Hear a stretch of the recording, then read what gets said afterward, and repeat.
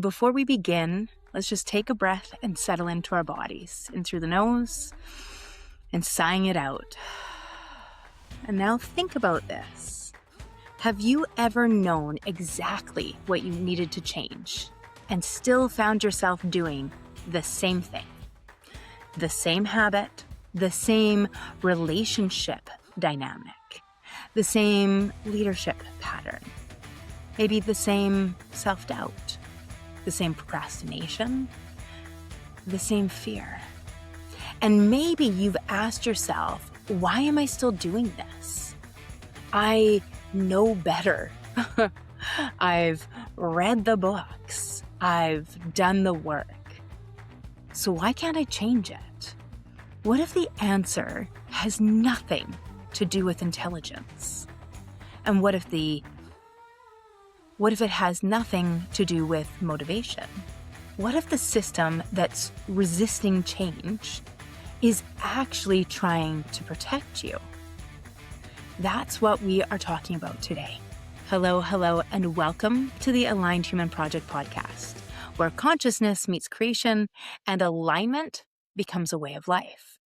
I'm your host, Elgin, and today we're diving into one of the most misunderstood topics in personal growth, leadership, and transformation. Why growth feels so difficult, and why many people are trying to create a new life through a nervous system that was built to survive the old one. Let's start by dismantling something. Most personal development teaches change as a willpower problem. If you just try harder, stay disciplined, stay positive, believe in yourself, then you'll grow. But that explanation falls apart quickly because highly intelligent people get stuck. Successful people get stuck. Leaders get stuck. Therapists get stuck. Coaches get stuck. Spiritual teachers get stuck. Clearly, information is not the problem. We know way more than we embody. There is a massive personal development industry for a reason, because most of us are stuck repeating a pattern and we don't know how to change it. There are endless books. Heck, I even just wrote one myself. There are podcasts. You're listening to one. And there's courses. I put on tons. So what is the problem? The problem is all of these things often will give us awareness, but without the implementation. The problem is, myself included, is intelligence does not equal transformation. I'm a great example of somebody who's taken a ridiculous amount of courses and certifications and degrees trying to make sure that I'm worthy of my place. I've talked about it before in previous podcasts. I needed to have more information to feel like I deserved to take the role of a spiritual director and as a coach. So I was constantly wanting to learn more because I felt like the smarter that I was, the better that I would be, and the more transformation I would get.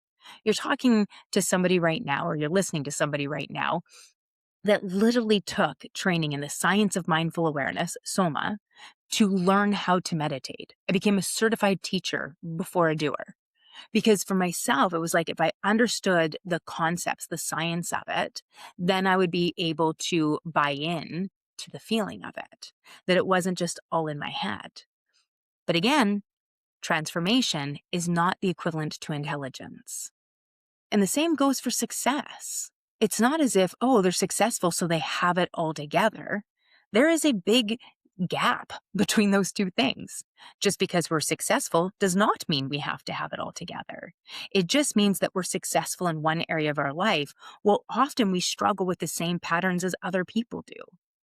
For years, I struggled with the same issues and patterns as others when it came to resentment, to not forgiving the past, to holding on to grudges, to anger, to fear, to frustration, to self-sabotage, to victimization or survival mentality. All of these patterns were there. Well, on the outside, my life looked incredibly successful. And the truth is, There's a difference between knowing and living. Those are very different things. I can know the things I need to do, but if I don't embody them, if I don't take them from here up in my head as I point to my head and bring them down into my heart so that they become a felt experience, then it's never going to last. It's never going to stick. And the honest truth with that is often consuming instead of acting is a way that we avoid. If I'm still learning how to do all of the steps, then I don't have to be doing them yet. Often healing, being on the healing journey, quote unquote, is an avoidance to actually healing. It's like we've just taken on a different identity. Now I'm on a journey of healing. But who will you be if you heal? Then what will you be doing? And it's a question most of us don't realize is actually stopping us from embodying and completely living the work. Preparation for that work ends up becoming a way that we protect ourselves. As long as I'm preparing, then I don't actually have to do it. And if I'm not actually doing, then I can't fail at it. So we do things such as one more certification. So the real question becomes, if knowledge is not enough, and it isn't, what is stopping change? One of the most important researchers in modern psychology, in my opinion, is Carol Dweck. Her work on fixed versus growth mindset fundamentally changed how we understand learning and achievement. She discovered that people generally approach challenges from one of two different orientations. Fixed mindset, which is I am what I am. My abilities are fixed. If I struggle, then something is wrong with me. Versus the growth mindset, which is I can learn, I can improve, and mistakes will actually help me grow. It's incredibly powerful work. But I think there is a deeper question. Where does mindset come from? And don't get me wrong, if you read Carol Dweck's book, Mindset, then she will talk quite a bit about this, about how we build and create fixed mindsets versus growth mindset. When we think of fixed mindset, what often happens is we think of it as a character flaw, and that's dangerous. Versus if we were to actually think of it as a survival mindset, then we would understand that it is a experiential experience. So what I mean is nature and nurture. If you think that, oh, they've just got a fixed mindset, you think that's their nature. It's a fundamental flaw that they have and they cannot change. And all of a sudden you're bad or you're less than because of this mindset that you have. But what if that fixed mindset is actually a survival mechanism, a survival mindset, which Dweck talks about in her book, Mindset? And if you were to think about it instead from this language, now it's experiential, it's nurture. In other words, it's a way that we protect ourselves in order to survive. And when I say survive, I'm talking about the big four that we're all trying to either get or keep, which is safety, security, belonging, and love.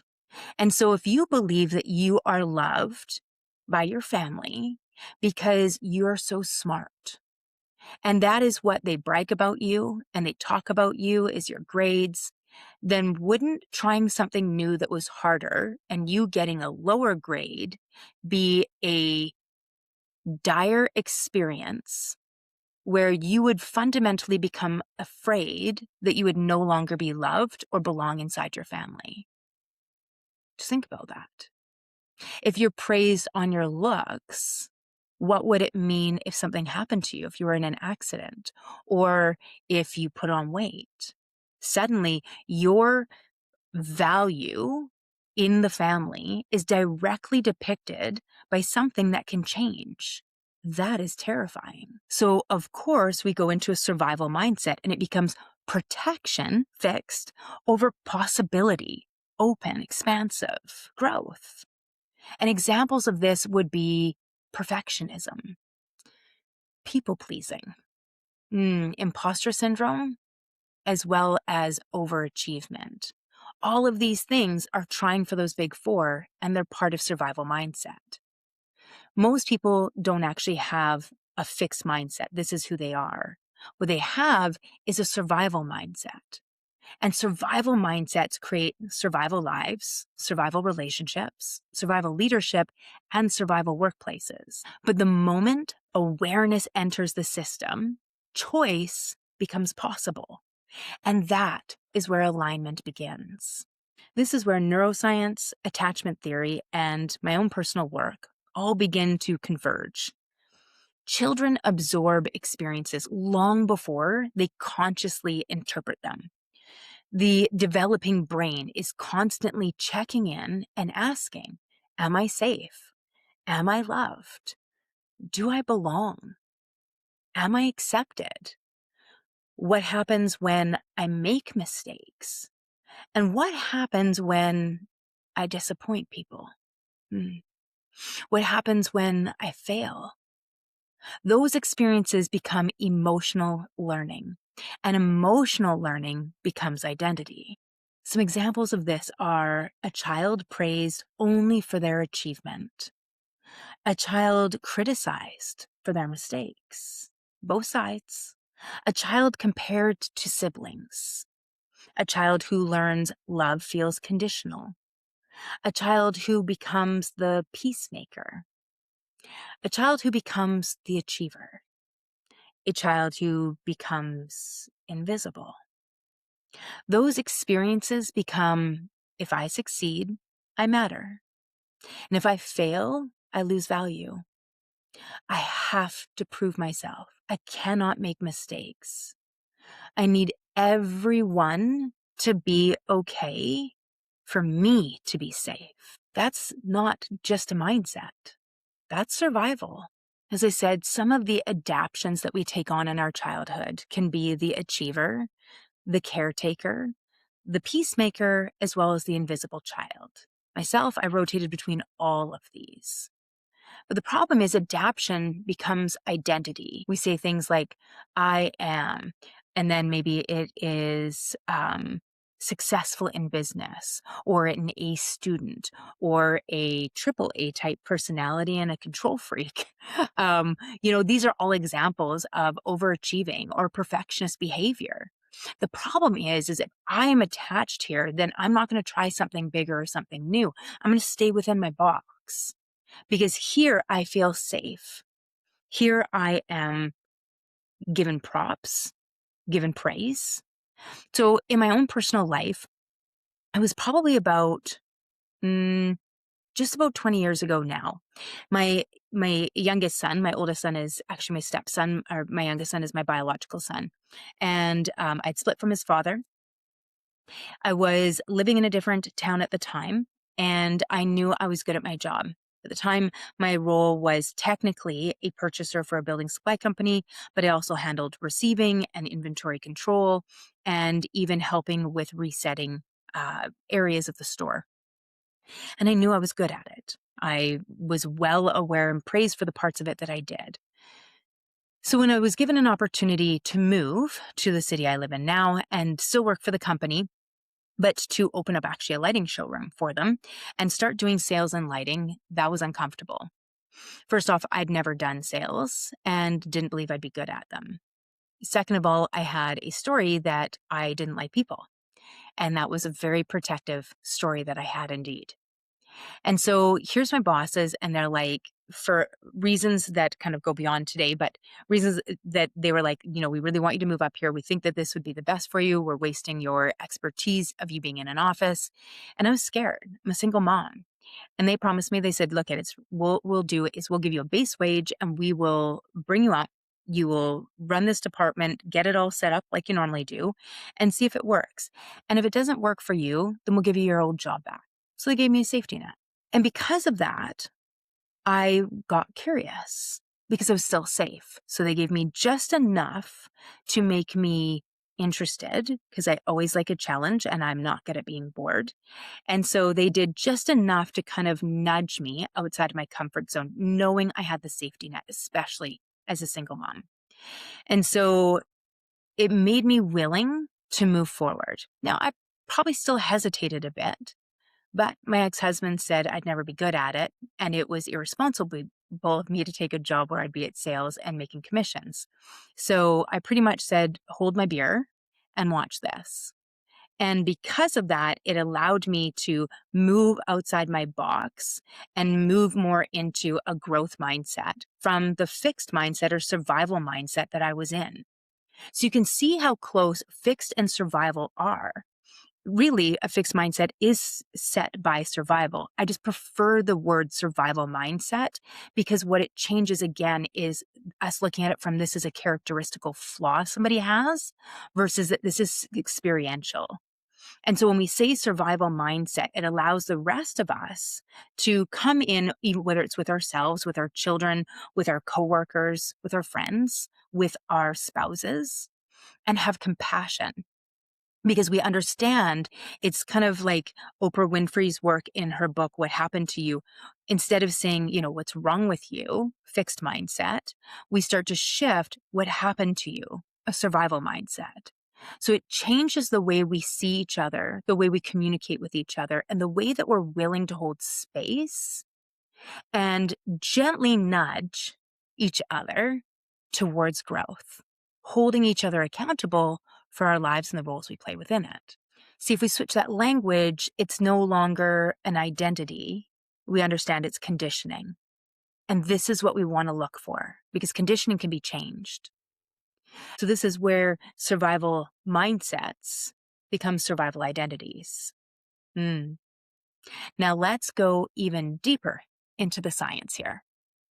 One of the emerging understandings in neuroscience is that the brain functions largely as a prediction machine. It is continuously using past experiences to predict future outcomes. The brain isn't asking, what makes me happiest?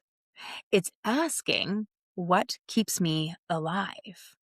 And the nervous system values familiarity. So even when familiarity is painful, and this explains something profound, people often choose familiar suffering over unfamiliar freedom. Not consciously, biologically. What does that look like? It can look like staying in jobs, the devil you know versus the devil you don't. We make so many terms that we use without really thinking of what they mean and where they come from. And is that healthy? So staying in jobs, staying in relationships, it's just because it's comfortable. It's not all the passion and love that you dreamed of, but it's comfortable. You know it.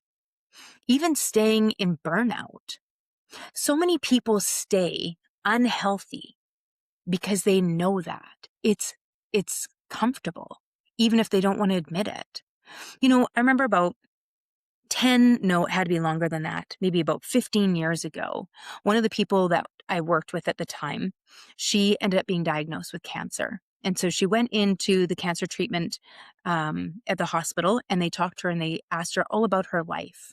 And where was all the stress and dysfunction in her life? So they questioned her about her work, about home, about all of it. And she had a really dysfunctional relationship with her son who lived in her home, who she cared for and was actually quite emotionally abusive towards her. And so they told her, look, it's really simple. We can cure your cancer, but if you don't change your environment, it's going to come back. When she came back and told us that, it really set something off of me where I was like, whoa, what does that mean? Now, remember, about 15 years ago is before I understood the beginning concepts of psychoneuroimmunology. I didn't understand that the thoughts that we think and the emotions that we feel directly impact the cells of our body. And this was happening in a cancer treatment facility in a hospital here in Canada. And this is the conversation they were having. So it made me think, is that why we do 5-year checkups? Because if a person hasn't changed the way that they're thinking and the way that they're feeling, then the cells will continuously come back and adapt or maladapt into a state of dis-ease based on their environment. And the truth is, we have to ask the question, why? Why would we stay in these dysfunctional relationships? Well, often because the nervous system is comfortable in its familiarity, even if that means being in a state of sympathetic or fight and flight all the time. We know it. That's why people stay constantly in a tizzy, constantly in a rush, and why being calm and getting quiet is difficult. Look at really high achievers, people that are constantly on the go, juggling families, juggling jobs, juggling all sorts of stuff. And they go on holidays, and it takes about the first 3 days for them to calm down, to even begin to enjoy their holiday, because it's so abnormal to them to be able to just relax. So I share this with you because a known pain versus an unknown possibility often challenges our feeling of safety. You see, every expansion requires some amount of discomfort. And we as humans have gotten into this horrific habit of not wanting to be uncomfortable. Think about it. We feel depression or anxiety.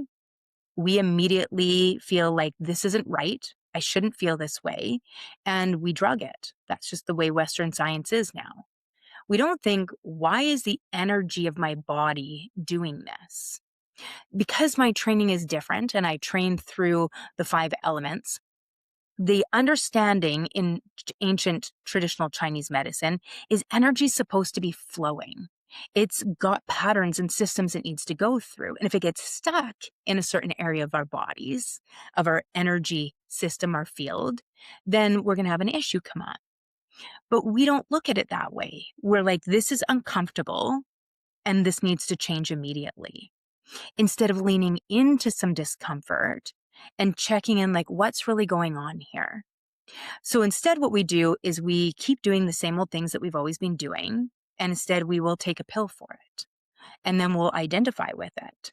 And we'll make it a limitation that stops us from expanding and stops us from changing. We'll even see it in leadership. It is what people know. This is where they're comfortable. This is the amount of feedback they like. And so they'll just stay exactly where they are instead of exploring and maybe. And I think part of that is because we have a fear of being wrong. So often when I am doing my own personal work and I'm listening to books and I'm, whether they're spiritual books or personal development books, psychology books, there are times that some piece of information comes in and I'm like, oh yeah, I totally did that. I'm doing this work after my children are adults. So that means that I do spend time calling my kids and apologizing. And it's not like I feel a great sense of shame or guilt because I did the best I could with what I had at that time. So why would I be upset with myself? Now I want more information and now I can go back and adjust it. Am I able to have these really cool conversations with my kids? I'm doing something else. I'm teaching them that they don't need to be perfect. And that when they become aware of something that they've done, now that they have new information, that not only is it safe to go back and apologize and adjust that information, but it actually creates a deeper connection with the person that they're talking to. We need to break down the illusion of perfectionism. There is no perfectionism. We're humans. If you were looking for perfectionism, we would stay in our spirit form. You see, growth mindset requires safety. And what I mean by that is that it's safe to make mistakes. It's safe to not be perfect. So to be able to do this, we actually have to take our guards down that we use to protect ourselves. We often armor up like warriors, and we do that to protect. But the protection itself is the illusion. Everything in science shows us that when we guard and protect ourselves mentally and emotionally, egoically, we're actually weakening ourselves and causing ourselves harm. So to move from a survival mindset towards a growth mindset, we require a certain amount of safety. And that means, at the very minimum, having our own back and showing where there are times it's okay to make mistakes. One of the easiest ones we can pull from is a baby learning to walk. When a baby tries to walk and falls down, we don't laugh at it and tell it it's a loser because it can't walk and tell it it'll never walk and it might as well crawl for the rest of its life. We help it get up. We show a baby how to put in the reps. We do the same with our toddlers when they're learning how to eat, learning how to explore, learning how to ride a bike. At what point do we change from this growth or learning mindset to something that's fixed, where all of a sudden making a mistake or not being perfect right off the bat is a problem? So what we need to do is start reminding ourselves as times that we did grow and we did learn and it was safe, so that we can begin exploring those behaviors once again. Ancient Taoist wisdom saw this long before modern psychology. People adapt differently. So there's the 5 elements: wood, fire, earth, metal, and water. If this is your first time listening to the podcast, I have an assessment you can take so you can learn a little more about what element you are, as well as within that, after you do the assessment, we send you kind of a description of all of the elements just to help you understand. It's one of the most ancient psychology systems that not only worked on the way we think, but the way that we feel. It works on our organs of our body, the issues. It completely aligns with what now in modern science we'd call psychoneuroimmunology. So within these 5 elements, we have one element that becomes a primary, and it sets by the age of 8. So if it's wood, we learn I must achieve. If it's fire, fire learns I must be liked. Earth learns I must take care of everyone. Metal learns I must be perfect. And the water learns I must stay safe. And eventually these adaptations stop feeling like strategies and they start feeling like personality. And that's where people get trapped because they mistake the maladaptation for identity. See, each of the elements have their survival patterns or their stress patterns. And for a wood, it's often achieving, proving, and its worth through success. The emotions linked with it are anger, irritation, frustration, often moving towards hostility and grudges. But those are maladapted behaviors. And we can be in adaptation or in alignment and still achieve things, but we do it from that healthy growth instead of worth through success. I'm already worthy of the next breath I take, of the space I take up, because I exist, not because of what I've done. Whereas our fire survival patterns are approval, connection, and a fear of rejection. And so the emotions linked with the fire element are joy. That's their main emotion. So they tend to be the greatest optimist, but it is joy as well as overjoy and panic. So often when we have a maladaptation within our fire element, it would look like manic behaviors, high highs and low lows. There is a chasing of excitement or fun, and there can be this fear of rejection. So often the doing and moving forward for approval and connection stops us from feeling like we could be rejected. Another habit that can come is keeping those relationships very much on an upper level where there's great connection and everybody loves you, but nobody truly knows you. For the earth survival patterns, it's often caretaking, rescuing, and over responsibility. And they often get set up quite young. It is linked with the feminine energy, so often linked with relationships with our mothers, linked with nourishment, linked with feeling nourished. Often the child will come out and start caretaking quite young, and so learn to please the family, making sure that everybody's happy and okay. The other side, just like all of them, there can be 2 sides, the yin and the yang. The other side on the earth element is often self-absorption, which means that when an earth element feels so undernourished that they become absorbed in their own lack of nourishment. So they feel like nobody is ever there for them. They're always there for everybody else. And they'll complain about their own wounds, their own hurts, their own issues that are happening because they're trying to get a feeling of nourishment that can go too far to the other side. Their emotions are worry and overwhelm or self-absorption. And so often that worry and overwhelm can either be at other people, so worrying about what kids are doing, worrying about how other people are feeling, what are people going to think. Those are all places that the earth element comes into. Now remember, we have all 5 elements within us. We have one dominant element. Some people will have 2, but it's rare. And so for myself, I'm a dominant wood element. Secondary is a fire element. And so when we see these elements, we can draw on all of them. It's not like as a wood element, I never caretake, I never rescue. I'm a protector. That is a normal personality trait for myself. I will protect the underdog. I will protect people that I love and care for. The warrior in me comes out hard. So unlike a nourishing way, think more of a ready to go to war way.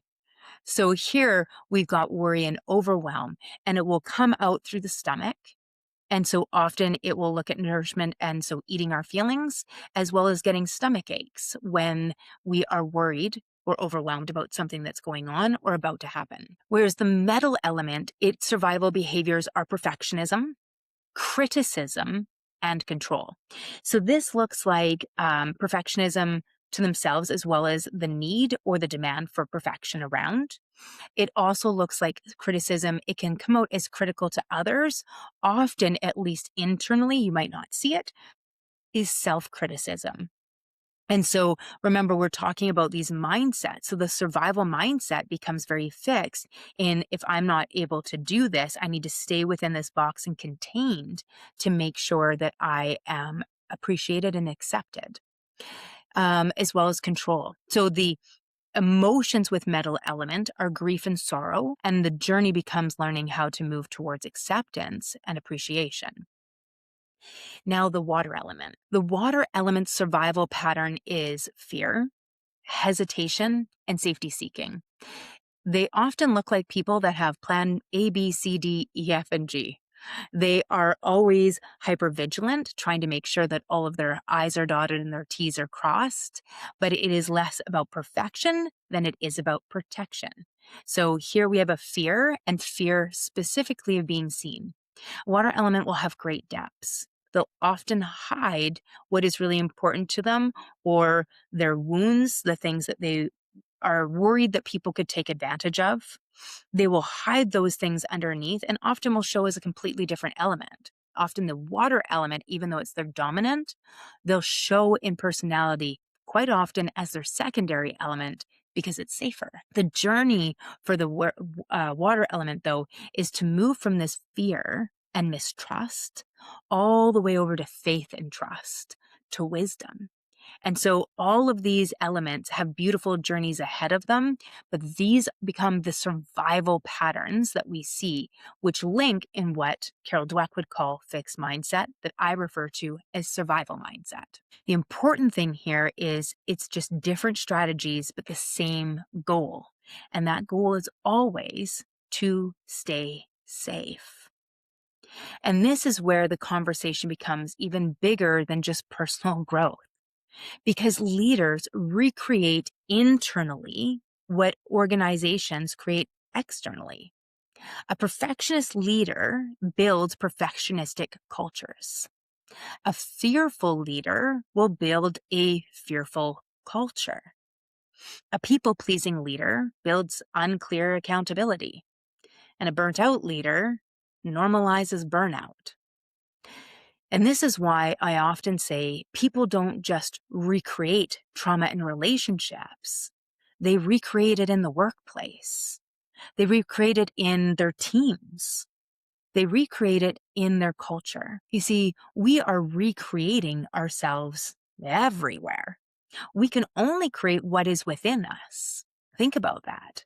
If I'm angry inside, I'm going to perpetuate or project anger outside.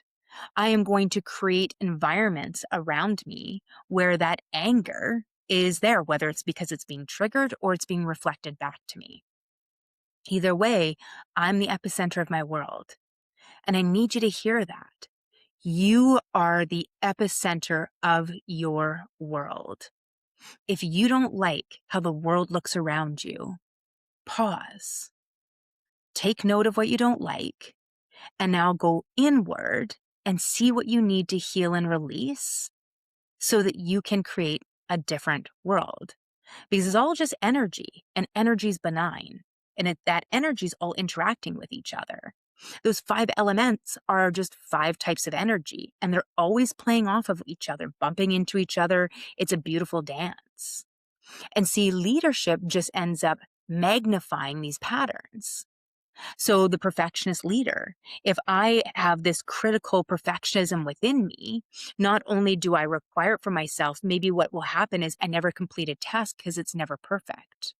Or maybe when somebody else does a task and it's at 80% or 90% or even 99%, I'm like, it's not perfect. It needs to be better than this.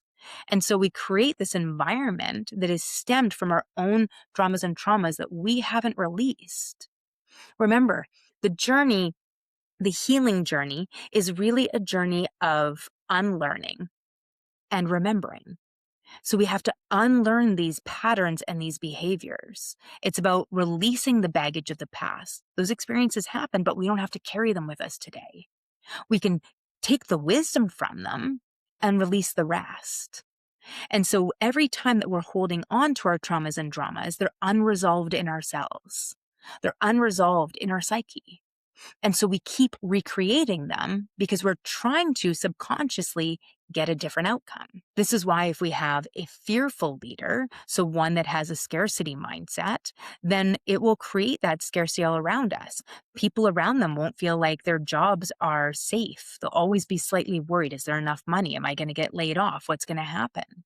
So if we don't feel safe, if we're full of fear, we will project that into our teams and create an environment around us that feels unsafe. If we have a people-pleasing leader, we will create either people that will use that, they will become very comfortable with it.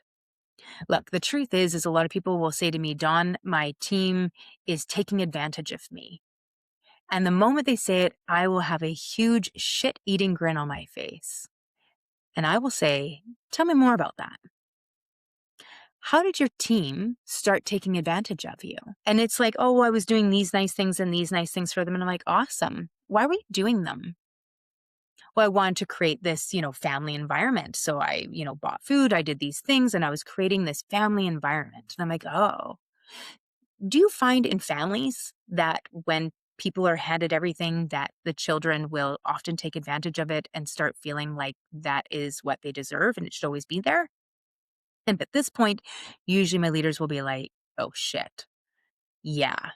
I'm like, great.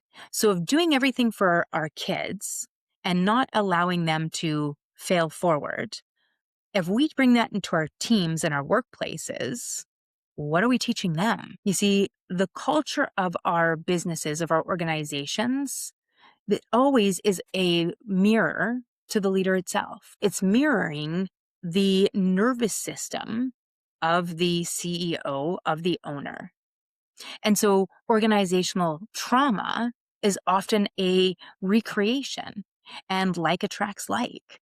So you will get either a person who's a people pleaser and more people that will people please as well. So nobody feels safe to tell the truth because everybody's being told that it's only safe to please. Or you'll also get people that will abuse it. And so either way, you're attracting either people that will be like you or people that will use you. They don't know why they're doing it, but it sure is comfortable. And it all depends on their own upbringing. And the last piece of this is about emotional contagion. I talk a lot about emotional contagion within our organization because when we understand that when I come into work and I'm in a bad mood, that is something that I can perpetuate into the entire team.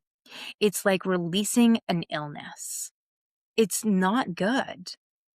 But the opposite's also true.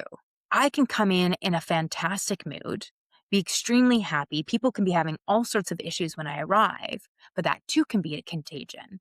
I can walk in and I'm in a great mood and they're having a hard time and I work through some issues with them and their mood gets a little bit better. Because the truth is we are emotionally contagious. Just think about it. Why don't you like hanging around people who are miserable? Because often after a few minutes with them, you feel a little more miserable. Opposite goes. Why do we love spending time with people who are happy and optimistic? Because then we feel happier and more optimistic. But at the baseline, what we need to remember is that hurt people hurt people. Maybe you've heard that before.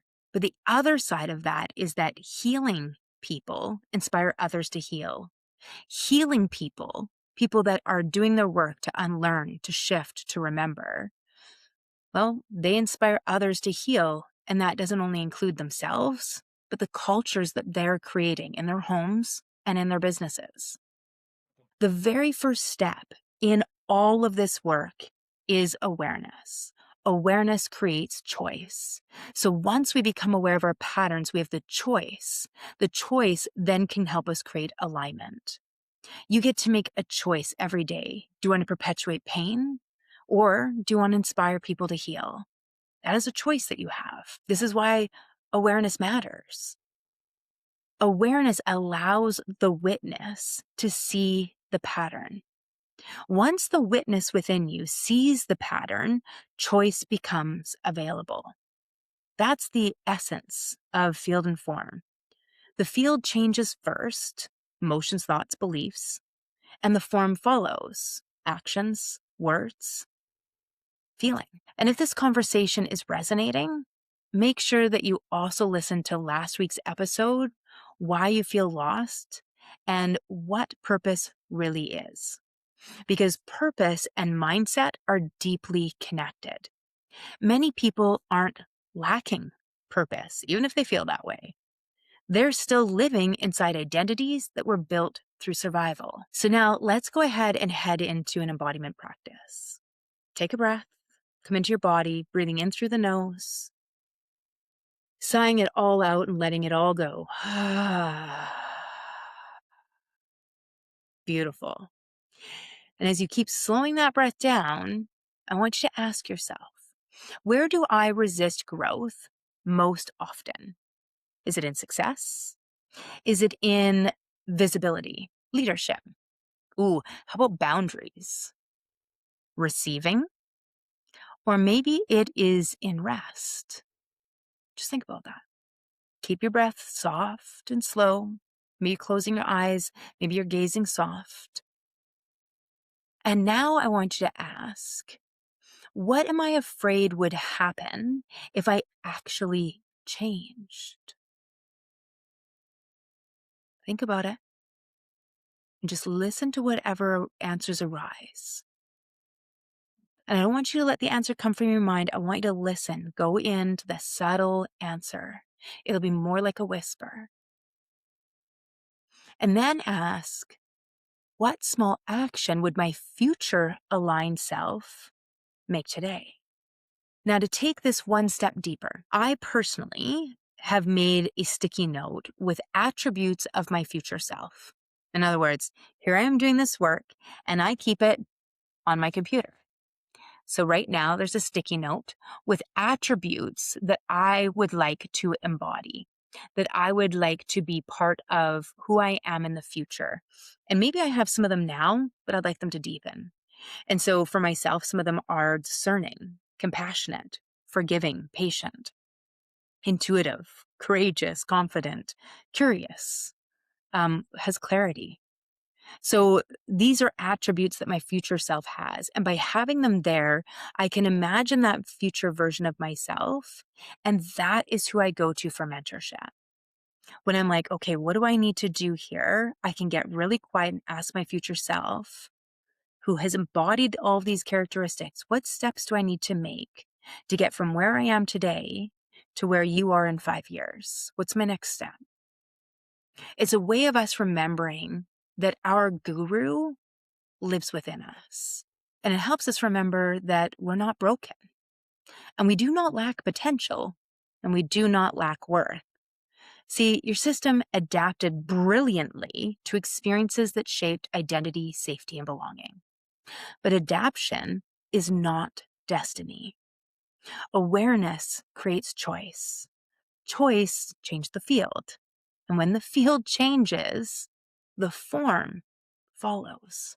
If today's conversation resonated, I want to invite you to take a free 5-element alignment assessment that I mentioned earlier. It will help you understand your stress adaptations, your leadership tendencies, your mindset patterns, your survival strategies, and where you may be recreating unconsciously a struggle, a suffering. Because self-awareness changes everything. And if you're ready to go deeper, this is the work we do inside of Align Your Life, the Aligned Living and Aligned Operating System, as well as the Aligned Human Project, helping leaders and teams stop recreating survival patterns and start creating from alignment. If you're here to build a life that doesn't cost you your nervous system, to lead, love, and create from alignment instead of exhaustion, you are in the right place. This is Practical Spiritualism, and this is the Aligned Human Project. And this is where we stop rehearsing survival and we start practicing alignment. So keep pausing, keep feeling, and keep choosing, because you are the witness. You shape your field, and your field shapes your life. Until next time, you are not here to fix yourself. You are here to remember yourself. Because when you align with your truth, everything else begins to align with you. If this episode sparked something inside you, hit follow or subscribe and share it with someone walking their own path of awakening. And if you're ready to go deeper, you'll find free resources, programs, and community spaces waiting for you at practicalspiritualismco.com. Remember, alignment isn't a place you reach. It's a practice you live. So keep pausing, keep feeling, keep aligning. You are the field. You shape the form.